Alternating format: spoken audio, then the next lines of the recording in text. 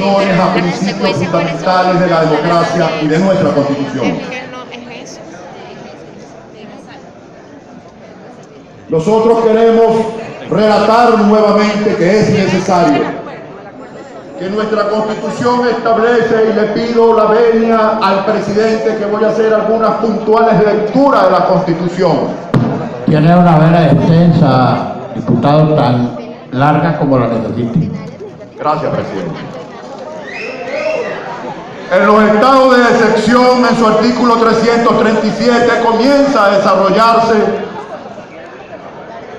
qué tipos de estado de excepción hay en Venezuela. Establece que en ningún caso puede suspenderse derechos humanos y principios básicos como el derecho a la información. El artículo 338 define que la duración de los decretos de emergencia económica serán por 60 días, prorrogable por un plazo igual, lo dice la Constitución. La aprobación de la prórroga de los estados de excepción corresponde a la Asamblea Nacional, lo dice la Constitución. El artículo 339 dice que los decretos serán presentados dentro de los 8 días siguientes de haberse dictado a la Asamblea Nacional o a la Comisión Delegada para su consideración y aprobación. Lo dice la Constitución. Y la Sala Constitucional del Tribunal Supremo de Justicia para que se pronuncie sobre su constitucionalidad. Es decir, si en su forma el decreto reúne los requisitos y los parámetros que establece la Constitución y la ley. Hasta ahí define la Constitución el papel del Tribunal Supremo de Justicia.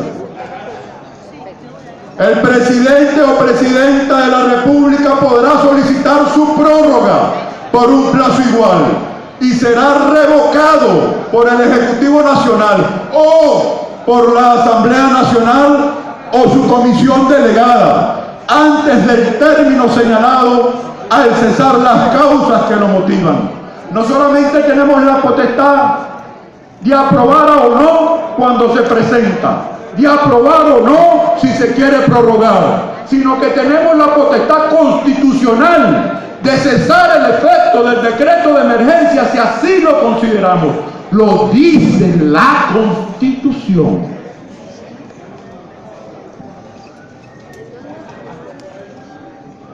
Si aquí el Ejecutivo envió el decreto y la Asamblea Nacional, como dice la Constitución, no lo aprobó, ¿con qué competencia, en qué artículo, qué línea dice que el Tribunal Supremo de Justicia puede sustituir a la Asamblea Nacional como órgano contralor y soberano en pleno del ejercicio del control político como lo establece la Constitución? En ninguna parte. ¿Cómo se lo autoaprobaron? Violando la Constitución con el Tribunal Supremo de Justicia. Presentaron la prórroga, le dijimos que no. ¿Y cómo se la autoaprobaron? Con el Tribunal Supremo de Justicia. La Constitución dice que es una prórroga nada más. Y llegan 4 decretos de emergencia con prórroga, violando la Constitución. Y todo eso pasó cuando estaban los diputados de Amazonas desincorporados por su propia solicitud. La Asamblea Nacional estaba en pleno funcionamiento y reconocimiento por todos los poderes. ¿La reconocieron o no? No reconocieron el mandato de la Constitución. Eso está demasiado claro aquí. El artículo 187, en su numeral 6, 7, 9, discutir y aprobar el presupuesto nacional y todo proyecto de ley concerniente al régimen tributario y al crédito público, autorizar los créditos adicionales al presupuesto, autorizar al Ejecutivo para celebrar contratos de interés nacional en los casos establecidos en la ley, aprobar por ley los tratados o convenios internacionales que celebra el Ejecutivo Nacional, salvo las excepciones consagradas en esta Constitución. En los 7 meses que esta Asamblea estaba según su criterio legítimo y reconocida. Le pregunté al presidente de la Comisión de Finanzas, Alfonso Marquina, ¿cuántos créditos adicionales, como establece la Constitución, fueron presentados para su aprobación? ¡Ninguno! 1.400.000 bolívares, sin que los representantes del pueblo de Venezuela sepan cómo, dónde, cuándo y en qué se gastaron. Eso es violar la Constitución. ¿Quién es el responsable de eso? El Ejecutivo Nacional. Contratos de interés público, endeudamiento de la República, y ninguno fueron presentados ante la Asamblea Nacional como lo dice la Constitución. ¿Quién entonces la violó? Pero vámonos entonces al tema no constitucional. ¿De qué le sirvió a nuestra nación la violación a esa Constitución, justificada por Nicolás Maduro como única posibilidad de salirle al frente a la crisis que ellos ocasionaron? Del año 2013 al 2015, la inflación acumulada es de 580%. En estos 10 meses de violación constitucional, la inflación va y supera el 600%. Alto costo de la vida multiplicado por 6. El presupuesto que no presentaron, que se autoaprobaron, es de 8.5 billones de bolívares. El de este año es de 1.4 billones de bolívares. El gobierno reconoce que para sufragar sus gastos el año que viene necesita 8 veces más bolívares que este año. Es decir, una inflación que aumentó el costo de todos los bienes venezolanos en promedio 8 veces. Ese es el resultado del decreto de emergencia. Ese fracaso es culpa de quién. Arrancó este año con un tipo de cambio a 200, va por casi 700 y el paralelo en 1000. Esa devaluación es responsabilidad de quién. Señores, desde el año 2013 el gobierno nacional tiene el control absoluto, total, de nuestra empresa petrolera. La recibió con 40, despidieron 1.000, quedaron 20.000. Hoy hay 140.000 funcionarios en PDVSA. Producía 3 millones y vamos por 2.300.000 barriles.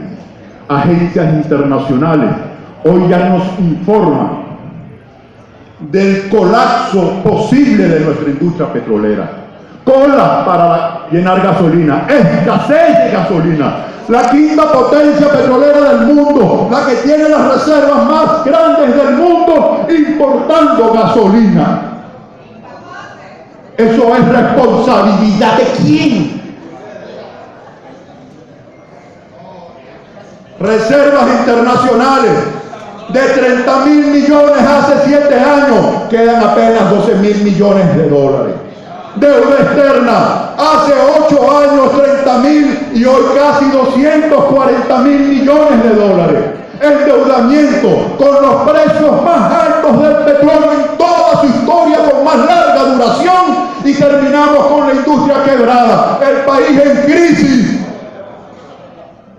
y endeudado. Y eso es responsabilidad de quién. ¿Quién administró la hacienda pública por competencia constitucional y elección popular en los últimos 17 años? Ustedes, vale. Y fue de ustedes la responsabilidad del fracaso del modelo económico y haber sumergido a nuestro país en la miseria, el hambre, en las necesidades en las que hoy está.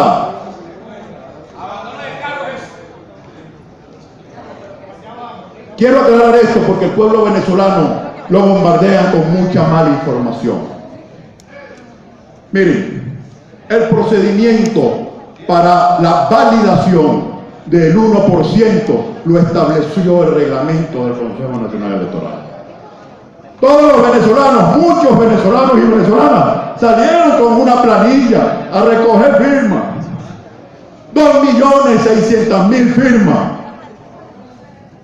Eso, como lo recogió la gente, se llevó al Consejo Nacional Electoral porque tenía que clasificar, revisar y verificar si eso estaba bien o eso estaba mal. Y el Consejo Nacional determinó que de las 2.400.000, 800.000 no reunían los requisitos y las desechó y construyó una base de datos de 1.600.000 donde los venezolanos y las venezolanas podíamos en esa base de datos validarla. Ese 1.600.000 firmas están impecables, ahí no hay muertos, ahí no hay nada ilegal. Y como si fuese poco, a pesar de que nos pusieron máquinas, a donde habían 100 electores nos pusieron 4 y donde había 5.000 nos pusieron una máquina.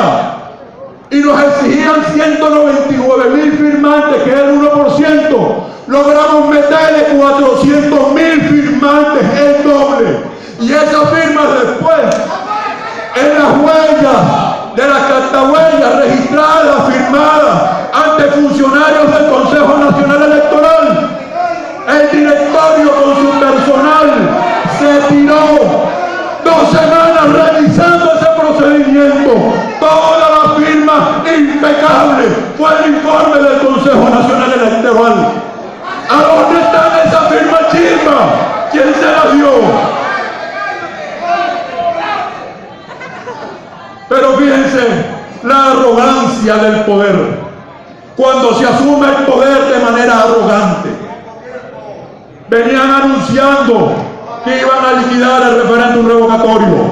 ¿Cómo fue posible que 5 jueces en 5 estados de control penal de manera simultánea, sincronizada, publicaran una sentencia idéntica a los 5 tribunales, avisados los 5 gobernadores del PSUV? Señores, mayor demostración de una planificación para perpetrar este fraude no es posible. No es posible. Y ellos creen que cuando hacen eso nos ofendieron a nosotros, nos embromaron a nosotros. Ya embromamos a la MUD. No vale. Le escupieron la cara a los derechos de la participación política a millones y millones de venezolanos que ustedes no querían que se expresaran convocando al referéndum revocatorio. Venezolanos convencidos porque tienen hambre, venezolanos convencidos porque no quieren seguir que su país sea lo que hoy ustedes lo han convertido.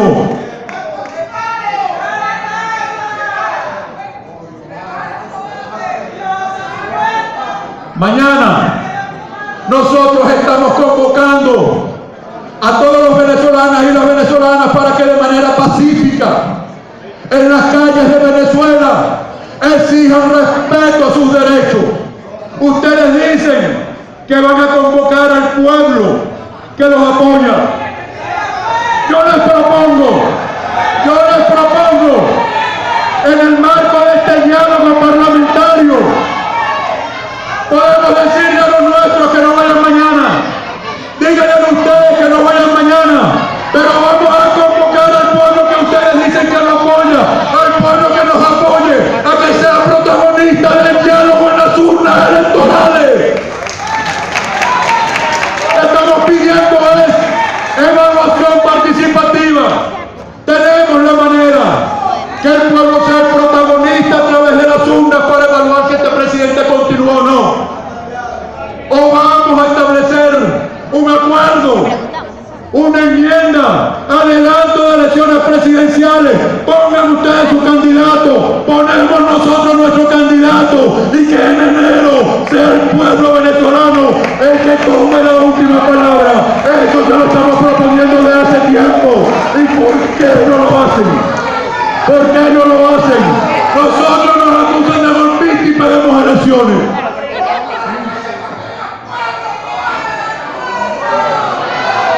De paso tienen el caradurismo de decir que nos rajamos.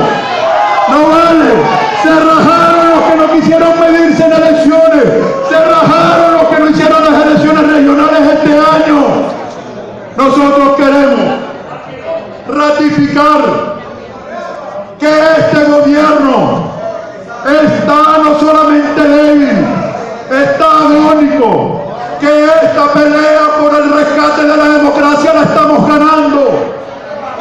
nosotros vamos a seguir conduciendo de manera seria, responsable y eficiente el proceso de transformación política de nuestro país.